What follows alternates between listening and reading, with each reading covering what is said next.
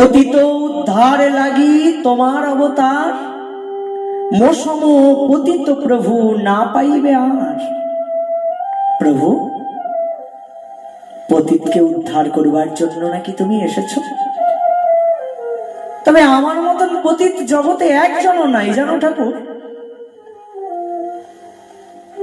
যিনি ভগবত ভক্ত, যিনি বৈষ্ণব ঠাকুর, তার তো এমনই স্বভাব।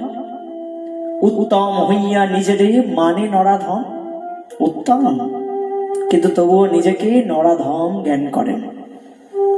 তাই তো তিনি কেঁদে কেঁদে ভগবানকে বলেন, ঠাকুর আমার মতন পতিত জগতে একজন নাই, জগাই মাধাই হইতে মুইসে পাপিষ্ঠ, আমায় একবার উদ্ধার করো না গো।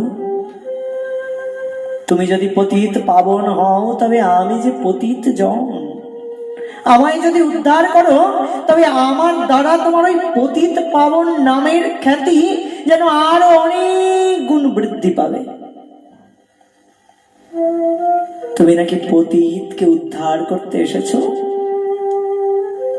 তবে আমায় উদ্ধার করো না গো। হ্যাঁ, আমি যে অমন করে ভবকূপে পড়ে আছি, সংসারের জ্বালা আর সইতে পারছি না, ভেতরেও জ্বালা বাইরেও জ্বালা, জ্বালায় জ্বালায় যেন জ্বলে মরি ঠাকুর।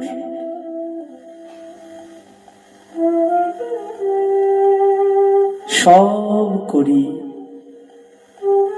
সারা জীবন ধরে কত কিছু করলাম, সারা দিন ধরে কত কিছু করি, কিন্তু তোমার নাম করা হয় না, তোমার ভজন করা হয় না, তোমায় ভালোবাসা হয় না, তোমার সেবা করা হয় না ঠাকুর। সব হয় জানো।